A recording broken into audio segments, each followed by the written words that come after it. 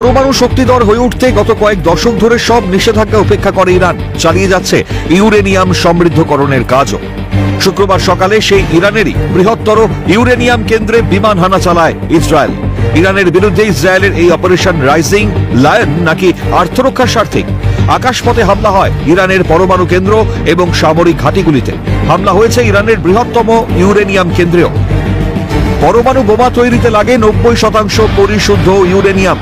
স্পষ্ট ইসরায়েলের নিশানায় তাই ইরানের ইউরেনিয়াম কেন্দ্র। ইসরায়েলের হামলায় মৃত্যু হয়েছে ইরানের 6 জন পরমাণু বিজ্ঞানীর। সে দেশের সেনাবাহিনীর কমান্ডার হোসেন সালামি, সশস্ত্র বাহিনীর প্রধান মোহাম্মদ হোসেন বাগেরি। কঠোর প্রত্যাঘাতের হুঁশিয়ারি দেন ইরানের সর্বোচ্চ ধর্মীয় নেতা আয়াতুল্লাহ আলী খামেনি। ঘণ্টাখানেকের মধ্যেই প্রত্যাঘাত করে ইরান। ঝাঁকে ঝাঁকে ড্রোন নিয়ে হামলা চালানো হয় ইসরায়েলে। ইরান যে প্রত্যাঘাত করবে নিশ্চিত ছিল ইসরায়েল, ছিল সতর্ক। 2023 সালের 7 অক্টোবর ইসরায়েলে হামলা চালায় প্যালেস্টাইনের সশস্ত্র সংগঠন হামাস। হামাসের বিরুদ্ধে তখন যুদ্ধ ঘোষণা করেন ইসরায়েলের প্রধানমন্ত্রী বেঞ্জামিন নেতানিয়াহু। সেই থেকে চলছে যুদ্ধ। লেবাননের সশস্ত্র সংগঠন হিজবুল্লাহ, ইয়েমেনের বিদ্রোহী হুতি গোষ্ঠীও ইসরায়েলের বিরুদ্ধে সংঘর্ষে জড়িয়ে পড়ে। এই বিদ্রোহী গোষ্ঠীগুলোর নেপথ্যে রয়েছে ইরানের মদত।